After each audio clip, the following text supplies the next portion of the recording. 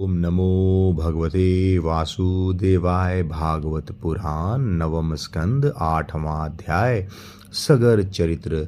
श्री सुखदेव जी कहते हैं, रोहित का पुत्र था हरित, हरित से चंप हुआ, उसी ने चंपापुरी बसाई थी। चंप से सुदेव और उसका पुत्र विजय हुआ, विजय का भरुक, भरुक का वृक और वृक का पुत्र हुआ वाहुक। शत्रुओं ने वाहुक से राज्य छीन लिया। तब वह अपने पत्नी के साथ वन में चला गया। वन में जाने पर बुढ़ापे के कारण जब वाहुक की मृत्यु हो गई, तब उसकी पत्नी भी उसके साथ सती होने को उद्धत हुई। परंतु महर्षि औरव को यह मालूम था कि इसे गर्भ है, इसलिए उन्होंने उसे सती होने से रोक दिया। जब उसकी शौतों को यह बात मालूम हुई तो उन्होंने उसे भोजन के साथ विष दे दिया, परंतु गर्भ पर उस विष का कोई प्रभाव नहीं पड़ा, बल्कि उस विष के को लिए हुए ही एक बालक का जन्म हुआ, जो गर के साथ पैदा होने के कारण सगर कहलाया। सगर बड़े यशस्वी राजा हुए। सगर चक्रवर्ती सम्राट थे। उन्हीं के पुत्रों ने पृथ्वी खोद कर समुद्र बना दिया था। सगर ने अपने गुरुदेव औरव की आज्ञा मानकर ताल जल यवन शक है और बर्बर जाति के लोगों का वध नहीं किया, बल्कि उन्हें विरूप बना दिया।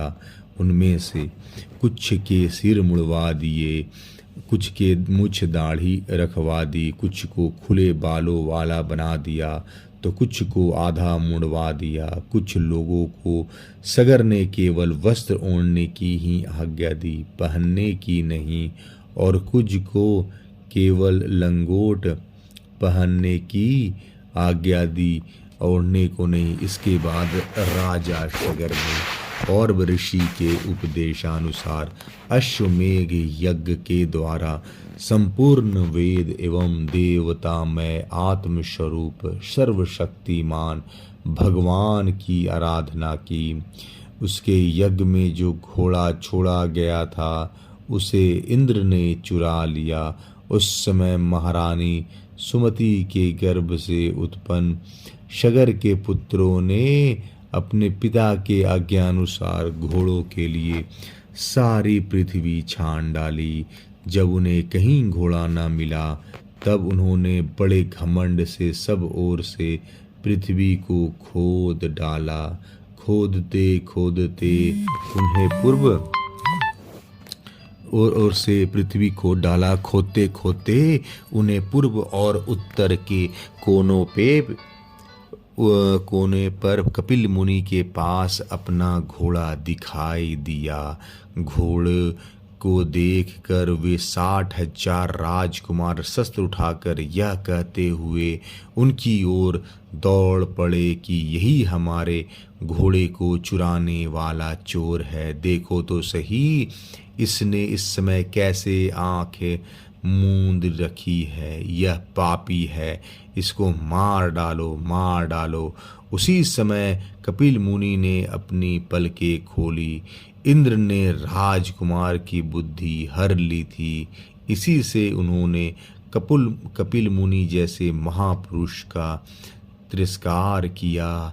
इस तिरस्कार के फलस्वरूप उनके शरीर में ही आग जल उठी, जिससे क्षण भर में ही वे सब के सब जलकर खाक हो गए। परीक्षित, सगर के लड़के कपिल मुनि के क्रोध से जल गए, ऐसा कहना उचित नहीं है। वे तो शुद्ध सत्व गुण के परम आश्रय हैं।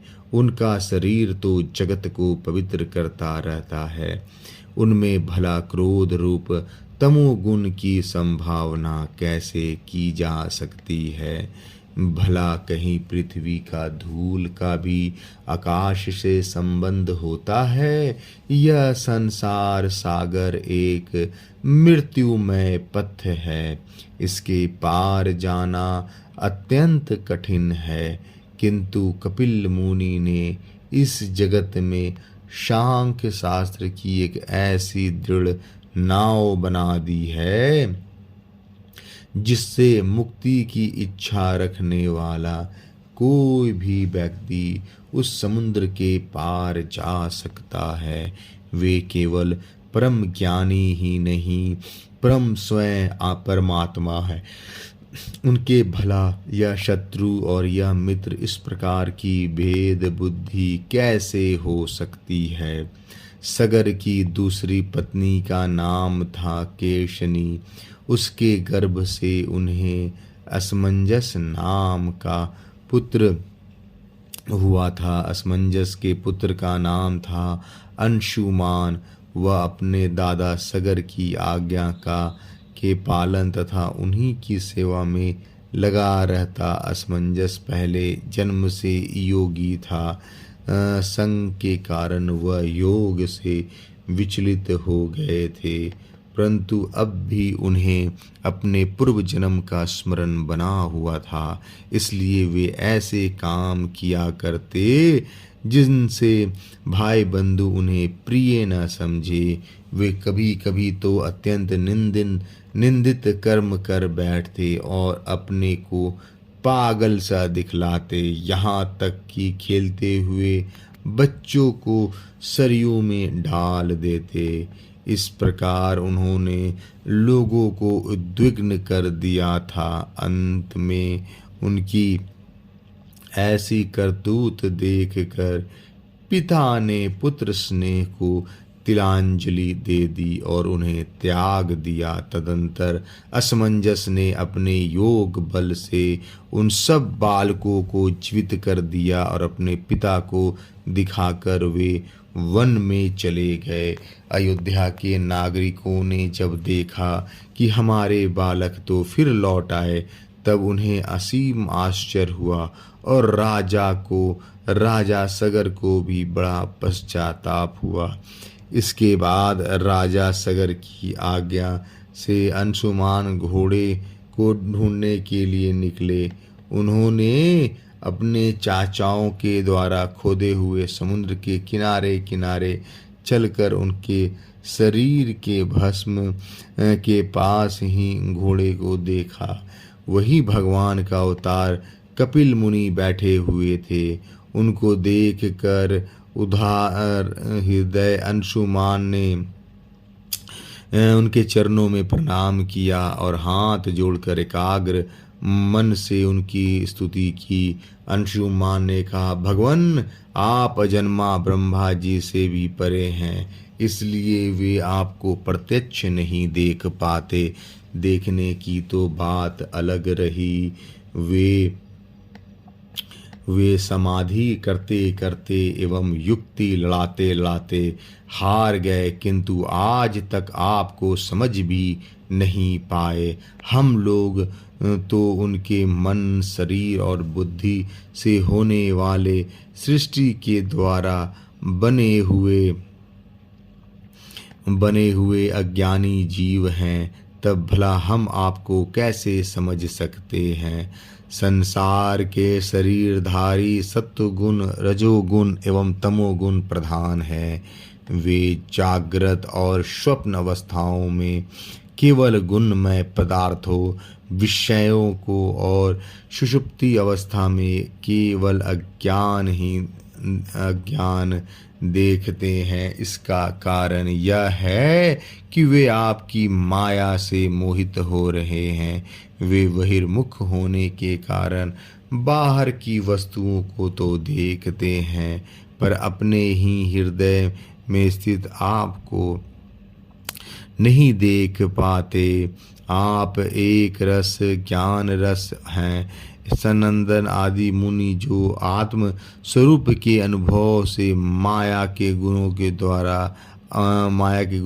द्वारा होने वाले भेदभाव को और उसके कारण अज्ञान को नष्ट कर चुके हैं। आपका निरंतर चिंतन करते रहते हैं।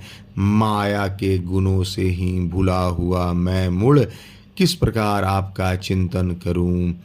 माया उसके गुण और गुणों के कारण होने वाले कर्म एवं कर्मों के संस्कार से बना हुआ लिंग शरीर आप है ही नहीं। न तो आपका नाम है और न रूप। आप में न कार्य है न तो कारण। आप सनातन आत्मा है। ज्ञान का उपदेश करने के लिए ही आपने यह शरीर धारण कर रखा है। हम आपको नमस्कार करते हैं प्रभु। यह संसार आपकी माया की करामात है।